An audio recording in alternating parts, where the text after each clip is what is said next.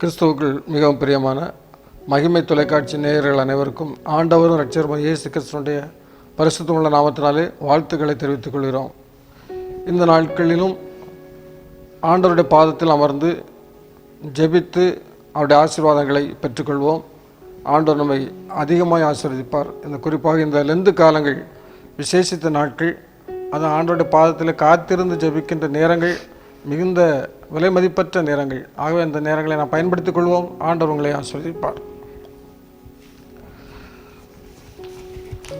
உலக கண்ணீர் அழுத்த நோய் விழிப்புணர்வு கண்காட்சி நடத்தியிருக்கிறாங்க திருநெல்வேலி அரவிந்த் கண் மருத்துவமனையில் மார்ச் மாதம் 18ஆம் தேதி வரை நடந்திருக்குது இந்த உலக கண்ணீர் அழுத்த நோய் விழிப்புணர்வு. இதை அந்த மருத்துவமனை கண்ணீர் அழுத்த நோய் பிரிவு முதன்மை மருத்துவ அதிகாரி ராமகிருஷ்ணன், தலைமை மருத்துவ அதிகாரி மீனாட்சி, தலைமை மருத்துவர் முஹைதீன் அப்துல் காதர் முன்னிலையில் அவர்கள் இந்த கண்காட்சி ஆரம்பித்திருக்கிறார்கள். கண்ணீர் அழுத்த நோய் தொடர்பான விழிப்புணர்வு வாரம் இது நடைபெற்றிருக்கிறது. கடந்த வாரம் கல்லீரலை சிறுநீரகத்தை பற்றி பேசணும், அதுக்கு முந்தின கல்லீரலை பற்றி விழிப்புணர்வு. அப்போ மக்களுக்கு அவருடைய சரீரத்தை குறித்த அவயவங்களை குறித்த சில விழிப்புணர்வுகளை இந்த மருத்துவத்தில் சொல்லிக்கொண்டே தான் இருக்கிறது. கல்லீரலை பற்றி விழிப்புணர்வு கொடுத்தாங்க, சிறுநீரகத்தை பற்றி விழிப்புணர்வு கொடுக்குறாங்க, நீரிழிவு நோயை குறித்து விழிப்புணர்வு கொடுக்குறாங்க. இப்படி எல்லா வியாதிகளையும் நம்முடைய சரீரத்தினுடைய காரியங்களையும் குறித்து ஒரு விழிப்புணர்வை தொடர்ந்து மருத்துவர்கள் கொடுத்து கொண்டே தான் இருக்கிறார்கள். அதில் இந்த வாரம் கடந்த வாரத்தில் உலக கண்ணீர் அழுத்த நோய், ஐ ப்ரெஷர், கண்ணில் வரக்கூடிய ப்ரெஷர், மனுஷன் வெளியில் நமக்கு ப்ரெஷர், பாடியில் ப்ரெஷர் வருது, அது மாதிரி கண்ணுக்குள்ளேயும் ப்ரெஷர் இருக்கதாக சொல்கிறாங்க. இந்த கண்ணீர் அழுத்த நோய் என்பது அதுவும் ஒரு சீரியஸான ஒரு வியாதியாகத்தான் இருக்கிறது.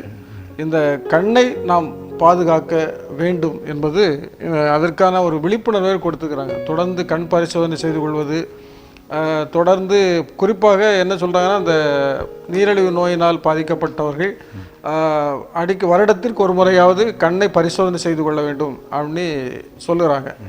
அதனால் நம்முடைய கண்களை குறித்த ஒரு காரியங்களை நாம் அறிந்து கொள்வோம். இப்படி எல்லா கண் மருத்துவமனைகளும் கூட்டங்களாக நிறைந்து வருகிறது. சின்ன பிள்ளைகள் முதற்கொண்டு இன்றைக்கி அந்த மருத்துவமனைகளுக்கு அழைத்து வரக்கூட பார்க்குறோம். அப்போ இந்த கண் பார்வை குறைவு, கண் பார்வையில் தெளிவு இல்லாதது, இது இப்படிப்பட்ட பல குறைபாடுகள் இன்றைக்கு இருக்கிறது. அதில் குறிப்பாக இந்த கண்ணீர் அழுத்த நோய் என்பது கண்ணை பாதிக்கக்கூடிய மிகப்பெரிய ஆபத்தான நோய். இதை குறித்து ஒரு விழிப்புணர்வை கொடுத்திருக்கிறார்கள். நாமும் நம்முடைய கண்களை பாதுகாத்துக்கொள்வோம். இந்த நாட்களிலும் கண்களின் குறைபாடுகள் உள்ளவர்களுக்காக விசேஷமாக ஜெபிப்போம். ஆண்டவர் பெரிய அற்புதங்களை நம் மத்தியிலே செய்வார். பொதுவாகவே நோயற்ற வாழ்வு குறைவற்ற செல்வம் என்று சொல்கிறோம். குழந்தைகளை எடுத்துக்கிட்டிங்கன்னா, அந்த குழந்தைகள் சிறு வயதிலேயே இந்த கீரை, கேரட்டு இந்த மாதிரி உணவுகளை சாப்பிட்றதுக்கு தயங்குது. அப்போ அதனால் கண் பார்வை குறையுது. இந்த சின்ன வயசுலேயே கண் பார்வை குறையுத, கண் நோயாளிகளாக இருக்கிறாங்களே அப்படின்னு சொல்லி பார்க்கும்போது, அந்த ஆரோக்கியமான உணவுகள், அந்த ஃபாஸ்ட் ஃபுட்டை தான் விரும்புகிற மாதிரி, ஒருவேளை அந்த புரோட்டான்னா அந்த பிள்ளைகளுக்கு ஓடி ஓடி வருது, சாப்பிட்றதுக்கு ஆசை, நூடுல்ஸ் சாப்பிட்றதுக்கு ஆசையோடு வருது. ஆனால் கீரை, பருப்பு என்ற உணவுப் பொருட்களை சாப்பிட்றதுக்கு அது பின்தங்குது. குழந்தை நல மருத்துவர்கள் என்ன சொல்கிறாங்கன்னா, நிறைய மார்க்கெட்டில் நிறைய இந்த சத்துணவு நிறைய கொடுக்குறாங்க. சத்தான ஆகாரங்கள் கொடுத்த பாக்கெட்டாக வருது. நீங்கள் அதெல்லாம் பயன்படுத்த விட ரைஸு, கேரட்டு இப்படி இவைகளை நீங்கள் பயன்படுத்தினா அந்த பிள்ளைகளுக்கு இயற்கை உணவு மீதான ஆசை, ஆவல் சிறு வயதுலேருந்து வந்துடும் அப்படின்னு சொல்கிறாங்க. நாமும் அதைத்தானே விரும்புகிறோம். பெரியவங்க எதை விரும்புகிறோமோ அதைத்தானே சின்ன பிள்ளைகள் விரும்புகிறோம். நம்மளால தான் பிள்ளைகளுக்கு எடுது. கண்டிப்பாக. அதனால் நாம் முன்மாதிரியான உணவுப் பொருட்களை சாப்பிடும்போது நல்ல கொதிக்க வைத்து ஆறிய குடிநீரை நம்ம இன்றைக்கி பருகிறோமா? இல்லை.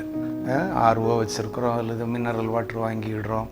இப்படி குடிக்கும்போது அந்த பிள்ளைகளும் எங்கே போனாலும் அதை தான் எதிர்பார்க்குது. இப்போ நாம் ஆரோக்கியமான வாழ்க்கைக்கு முன்மாதிரியாக பெற்றோர்கள் இருக்கணும். ஆண்டவர் இந்த உலகத்தில் வாழும்போது அவர் முன்மாதிரியை வைத்து போனார். ஆண்டவரும் போதகருமாகிய நானே உங்கள் கால்களை கழுவினது உண்டானால் நீங்களும் ஒருவருடைய கால்களை ஒருவர் கழுவுங்கள் அப்படின்னு சொல்லும்போது, பெற்றோராகிய நாம் தான் அந்த பிள்ளைகளுக்கு நல்வழி காட்ட வேணும்.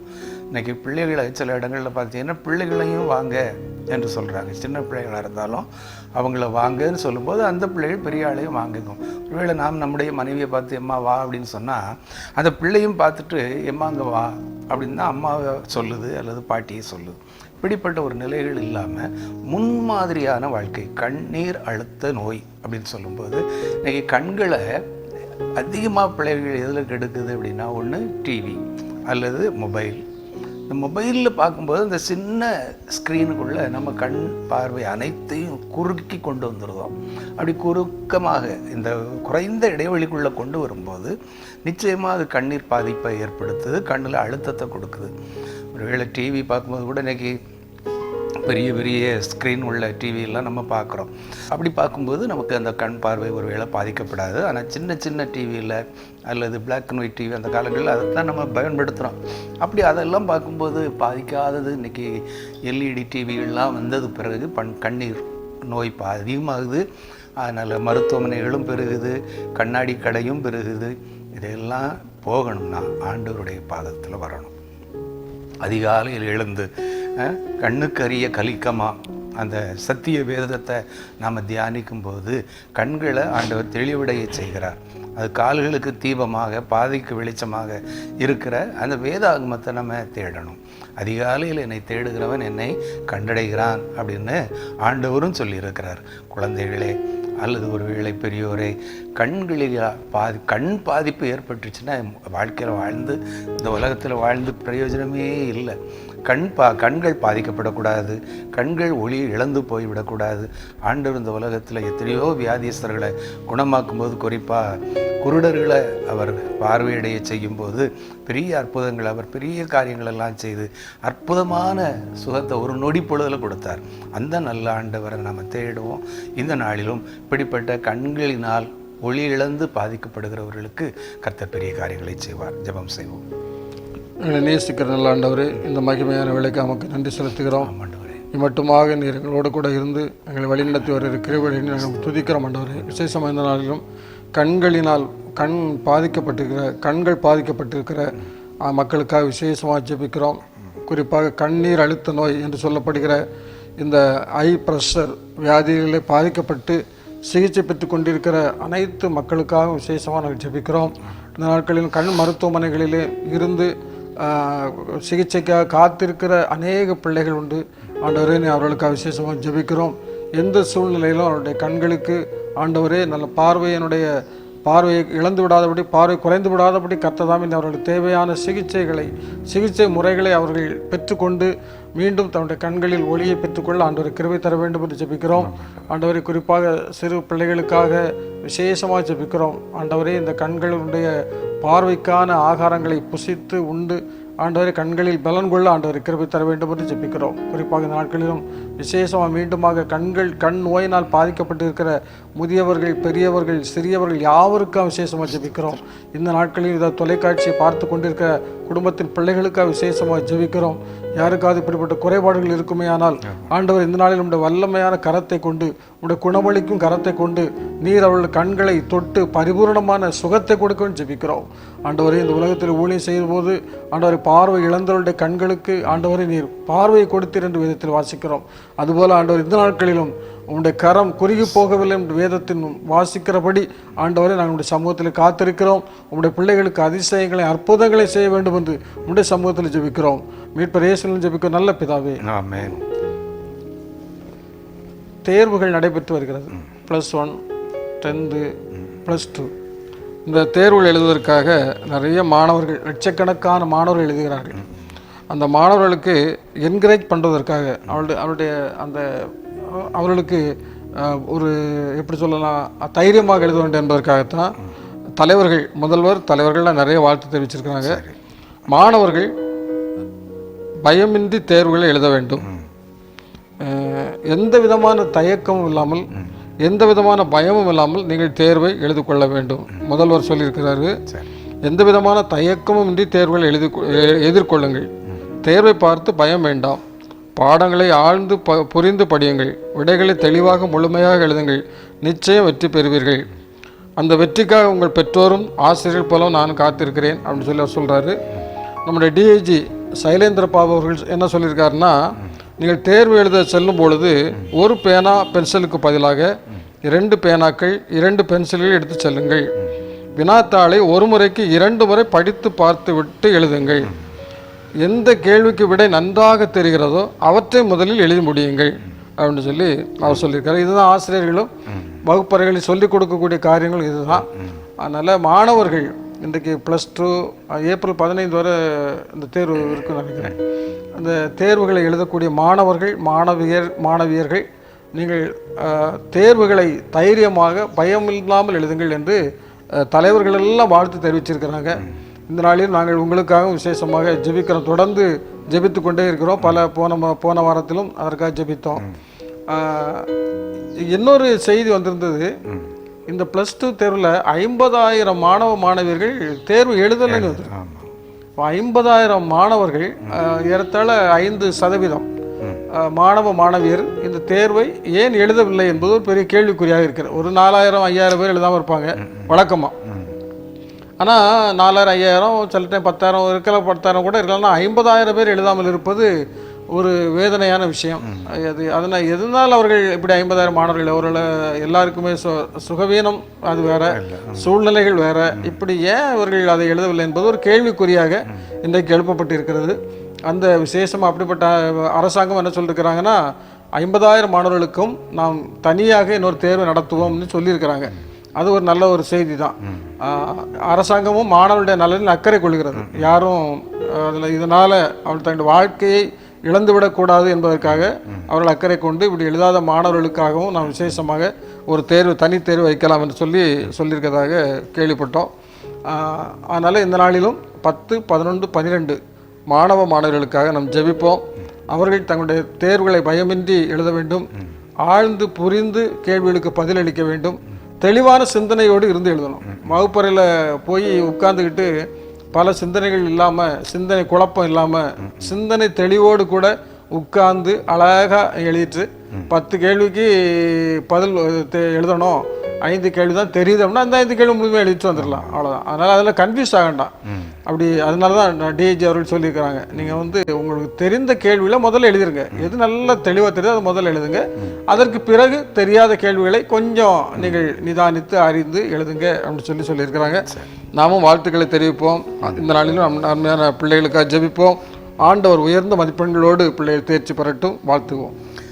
தேர்வு எழுதி கொண்டிருக்கிற பிள்ளைகளுக்காக நாங்கள் கடந்த வாரங்களிலேயே ஜெபித்து கொண்டிருக்கிறோம். தொடர்ந்து உங்களுக்காக ஜெபிப்போம். நீங்கள் தைரியமாக இருக்கணும். நாங்கள் எவ்வளவுதான் ஜெபம் பண்ணாலும், பெற்றோர் ஜெபம் பண்ணாலும், ஆசிரியர்கள் ஜெபம் பண்ணாலும், அரசாங்கம் நம்மை வாழ்த்தினாலும், பிள்ளைகள் அதற்குரிய பிள்ளைகளாக நீங்கள் அதில் உள்ள கஷ்டத்தை நஷ்டத்தை உணர்ந்து உங்களுடைய எதிர்காலம் உங்களுடைய கையில் தான் இருக்குது. குதிரை யுத்த நாளுக்கு என்று ஆயத்தமாக்கப்படும், ஜெயமோ கர்த்தரால் வரும். நீங்கள் ஆயத்தப்படுங்க, வெற்றி ஆண்டவர் தருவார். கண்டிப்பாக. அதனால் தைரியமாக எழுதுங்க.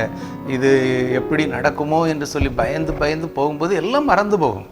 என்ன நல்ல ஒரு உதாரணத்தை சொல்லணும்னா, கோலியாத்து கண்டு எல்லாரும் பயந்தாங்க, எல்லாரும் பயந்து ஒழிக்கிறாங்க, இராணுவ வீரர்களே பயந்து ஒழிக்கிறாங்க. ஆனால் சின்ன தாவீது, அவன் சின்னவன் தான், போருக்கு குறித்து ஒன்றுமே தெரியாது. அவன் சாதாரண சின்ன ஆட்டு ஆடு மீப்பவனாக இருந்தவன்.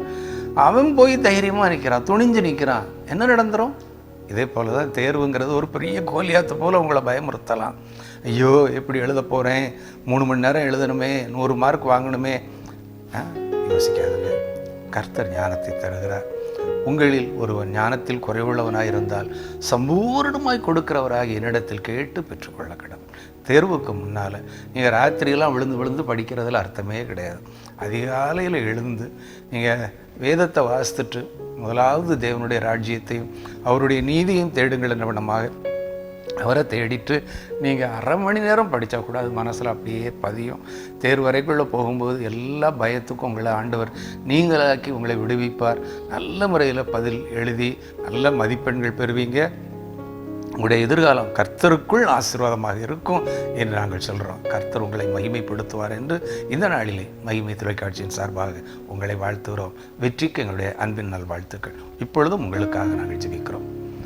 ஞானத்திலே குறைவுள்ளவனுக்கு வரத்திலிருந்து வருகிற ஞானத்தை கொடுத்து ஞானவானாக மாற்றுகிற எங்கள் அன்பின் பரலோக பிதாவே, தம்முடைய பிள்ளைகளை ஆண்டவரே நீர் முன்குறித்து அழைத்திருக்கிறீர். அன்றைக்கு பழைய ஏற்பாட்டின் காலத்திலேயே பெசலேயேல் என்ற ஒரு மனிதனை நீர் ஞானத்தால் நிரப்பினீர் சுவாமி. சாலமோனை ஞானத்தால் நிரப்பினீர் ஆண்டவரே. இன்னும் நீர் யார் யாரை தெரிந்து கொண்டீரோ அவர்கள் எல்லாரும் குறைவின்றி நிறைவாய் நடத்தப்பட்டார்கள். இவர்களுக்கு இந்த ஞானம் எங்கிருந்து வந்தது என்று சொல்லி வியந்து பார்க்கும் வண்ணமாக ஆண்டவரே, நீர் கூட இந்த உலகத்திலே சிறுவனாய் வாழ்ந்தபோது ஞானத்திலும் தேவ கிருபையிலும் மனுஷர் தயவிலும் நாளுக்கு நாள் விருத்தியடைந்திருந்து நாங்கள் வேதத்திலே வாசிக்கிறோம்.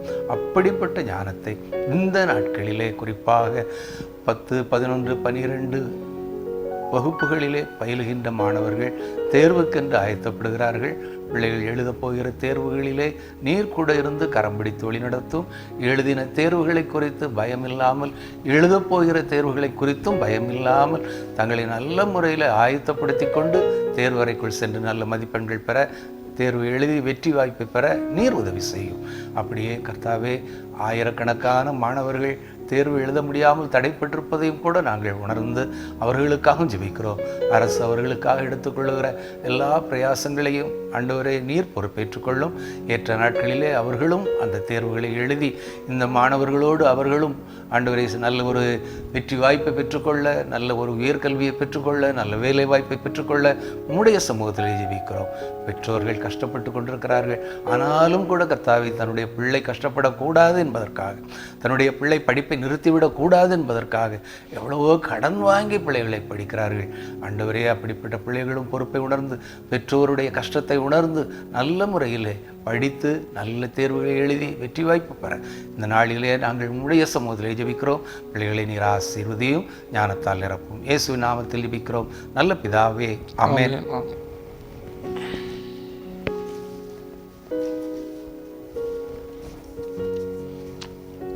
ஒரு தனிப்பட்ட ஒரு மனிதன் உடைய சாதனை என்னன்னா, உத்தரகாண்டில் தனது கிராமத்தை முக்கிய சாலையுடன் இணைப்பதற்காக தனி ஆளாக மலையை குடைந்து சாலை அமைத்த கூலி தொழிலாளி.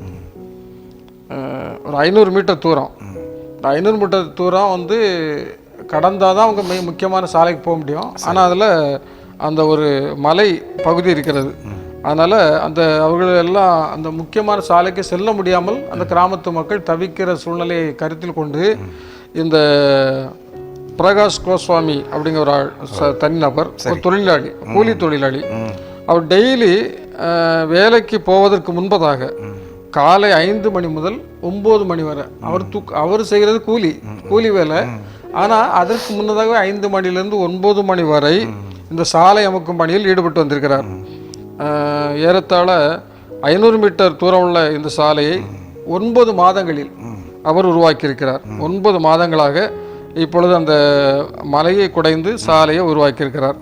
அவர் சொல்கிறார், இதனால் 300 பேருக்கு மேலே பயனடைவார்கள் இந்த கிராமத்து மக்கள். நான் அமைத்த சாலை இப்பொழுது பயன்பாட்டுக்கு தயாராக உள்ளது. ஆனால் இன்னும் கொஞ்சம் அகலப்படுத்த வேண்டியிருக்கிறது. இப்போது இந்த சாலையில் 4 சக்கர வாகனங்கள் பயணிக்க முடியும். அதனால் கிராம மக்கள், மற்றபடி அரசோ எனக்கு யாரும் உதவி பண்ணலை, அரசாங்கம் உதவி இல்லை, கிராம மக்களும் உதவி இல்லை. ஆனால் மாறாக எல்லாரும் எங்களை கேலி செய்தார்கள் என்று சொல்கிறார். இப்போ கேலி செய்தவர்கள், ஏளனம் செய்தவர்கள்லாம் அந்த சாலையை தான் பயன்படுத்த போகிறாங்க. அவர் உருவாக்கி கொடுத்த சாலையை இன்னைக்கு எல்லாரும் பயன்படுத்த போகிறது யாரு? இவரை கேலி செய்தவர்கள் தான். இருந்தாலும் அந்த கேலியை பொருட்படுத்தலை, ஏளனத்தை பொருட்படுத்தலை, அரசாங்கத்தின் உதவியை எதிர்பார்க்கலை, மற்ற மக்களுடைய உதவியே எதிர்பார்க்கலை. ஆனால் இவர் பெரிய பணக்காரனும் இல்லை, வசதி வாய்ந்தவரும் இல்லை, சாதாரண கூலி தொழிலாளி தான். இருந்தாலும் இந்த சமுதாயத்து மேல் அக்கறை கொண்டு தன்னுடைய சேவையின் மூலம் மற்ற மக்கள் பயனடைய வேண்டும் என்ற ஒரு மிகப்பெரிய சிந்தனையோடு ஒரு 500 மீட்டர் இடத்த இன்னைக்கு அவர் செய்த ஒரு சாலை தயாரித்திருக்காருன்னா உண்மையில் அவரை பாராட்ட வேண்டும். இதே போல் நிறைய கிராமங்கள் இருக்கிறதா சொல்கிறாங்க. உத்தரகாண்ட் மாநிலத்தில் சாலை வசதிகள் இல்லாமல் கஷ்டப்படுகிற ஏராளமான கிராமங்கள் இருக்கிறதா சொல்கிறாங்க.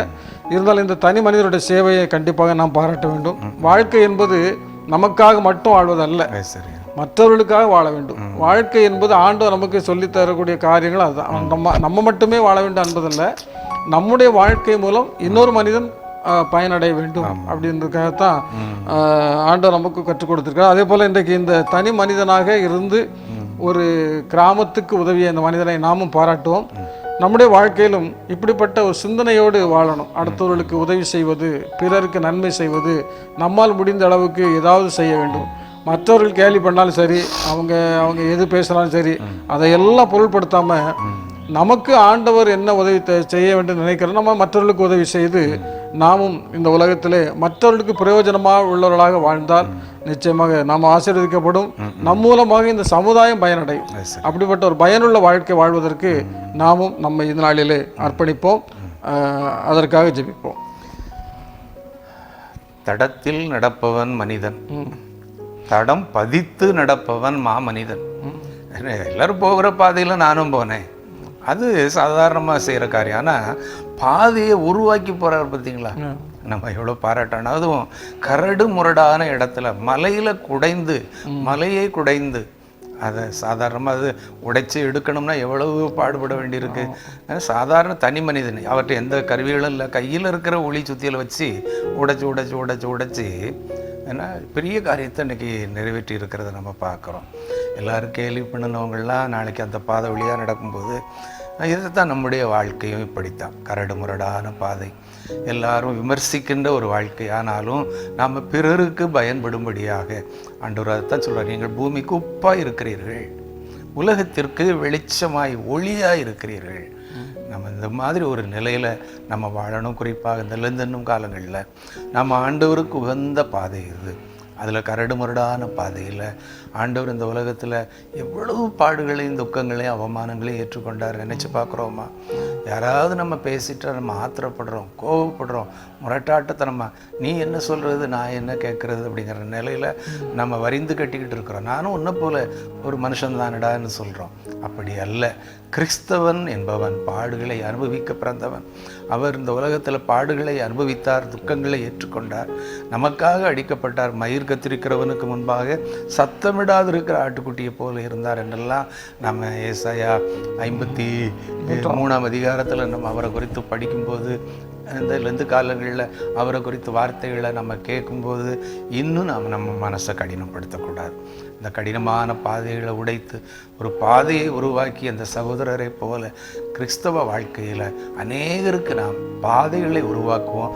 நம்மை பின்பற்றி வரக்கூடிய பாதையாக நாம் செல்வோம். ஆண்டவருக்கு நேராக நம்மை வழி நடத்துவோம்.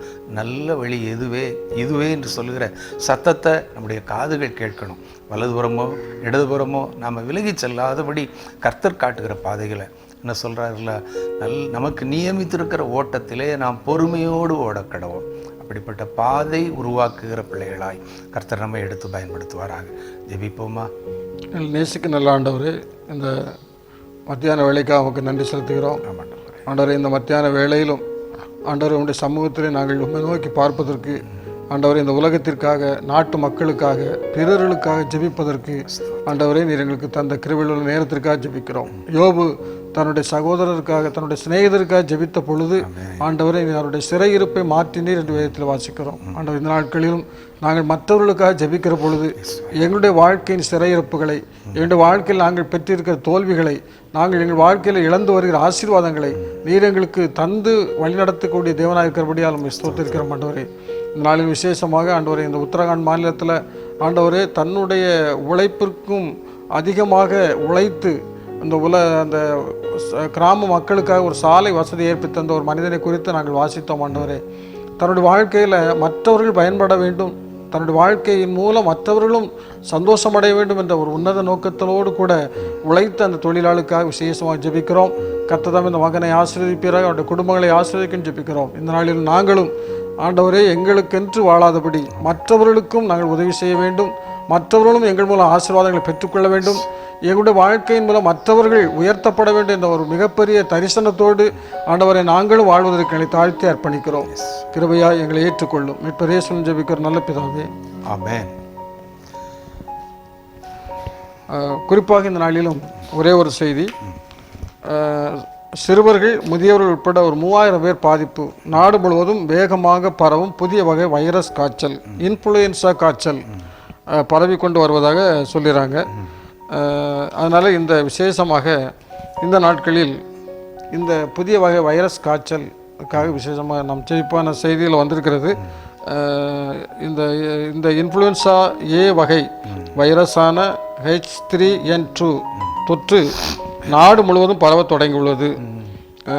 H3N2 உள்ளிட்ட இன்ஃப்ளூயன்சா வகை வைரஸ் காய்ச்சல்களால் நாடு முழுவதும் உள்ள குழந்கள், சிறுவர்கள் 65 வயதுக்கு மேற்பட்ட சுமார் 3000 பேர் பாதிக்கப்பட்டுகிறார்கள். இது தற்சமயம் பரவி வருவதாக சொல்கிறார்கள். என்றாலும் ஆண்டவர் இப்படிப்பட்ட காய்ச்சலிலிருந்து நம்மை பாதுகாத்து வழி நடத்த வேண்டும், ஆரோக்கியத்தை தர வேண்டும், சுகத்தை தர வேண்டும். அவருடைய சமூகத்தில் காத்திருப்போம். கர்த்தர் பெரிய காரியங்களை செய்வார். பெரியவங்க வியாதி வரும்போது அவங்க தாங்கிக்கிடுறாங்க. ஏன்னா அவங்க தானாகவே மருத்துவமனைக்கு போகிறாங்க, சிகிச்சை எடுத்துக்கொள்கிறாங்க, சுகமடைகிறாங்க. ஆனால் வீட்டில் சின்ன குழந்தைகள் என்ன சொல்ல முடியாத நிலையில் அந்த பிள்ளைகள் வேதனைகள் அனுபவிக்கும் போது அது யாராலும் பார்க்க முடியாத ஒரு சூழ்நிலை நம்ம பார்க்குறோம். அந்த பிள்ளைகள் கஷ்டப்படும் போது அதை நினச்சி பெற்றோர்கள் அழுகிறாங்க. வேற என்ன செய்ய முடியும்? இப்படிப்பட்ட ஒரு நிலையில் பயங்கரமான வியாதிகளெல்லாம் சொல்ல முடியாத பெயர் பாருங்கள், வாய்க்குள்ளே நுழைய முடியாத பெயரெல்லாம். என்றைக்கு இந்த கொரோனாங்கிற வியாதி, என்றைக்கு இந்த இன்ஃப்ளூயன்ஸாங்கிற வியாதி, அந்த நாட்கள்லாம் இப்படிப்பட்ட வியாதி இல்லாமல் மக்கள் கஷ்டப்பட்ட போது இப்படிப்பட்ட புதிய வகை வைரஸ் காய்ச்சல். பொதுவாக நம்ம இந்த நாட்களில் ஆரோக்கியமான உணவு தான் நம்ம தேடணும்.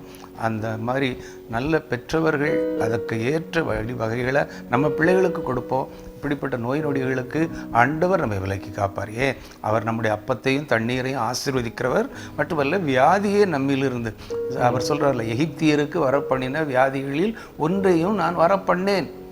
ஏன் அவர் சொல்கிறாரு 91 சங்கீதத்தின் மூலமாக, பொல்லாப்பு உனக்கு நேரிடாது, வாதை உன் கூடாரத்தை அணுகாது. அதனால் இந்த இன்ஃப்ளூயன்ஸா காய்ச்சல்லாம் கர்த்தருடைய கரத்தில் ஒன்றும் இல்லை. நம்ம அவர்கிட்ட நம்மை அர்ப்பணிப்போம். ஜெபம் செய்வோமா? நானே உன் பரிகாரியை கர்த்தர் என்று சொன்ன எங்கள் அன்பின் பரலோக பிதாவே, இன்றைக்கு நாடு முழுவதும் வேகமாக பரவி வருகிற ஒரு இன்ஃப்ளூயன்ஸா என்கிற இந்த வைரஸ் காய்ச்சலை உடைய கரத்திலே தருகிறோம். ஆண்டவரே, கடந்த நாட்களிலே கொரோனா என்கிற ஒரு வைரஸ் மூலமாக ஏற்பட்ட வியாதிகளை ஆண்டவரே இன்றும் அனுபவித்து கொண்டிருக்கிறார்கள். அப்போ அதனால் ஏற்பட்ட பலவீனங்கள் இன்றும் ஆண்டவரே பிள்ளைகளை தாக்கி கொண்டிருக்கிறது. அப்படிப்பட்ட ஒரு நிலையிலே இப்படிப்பட்ட இன்னும் புதிய புதிய வியாதிகள் எல்லாம் நாங்கள் கேள்விப்படுகிற போது அவைகளெல்லாம் எங்களால் சுமக்கக்கூடாத பாரம், தாங்க முடியாத பாரம்.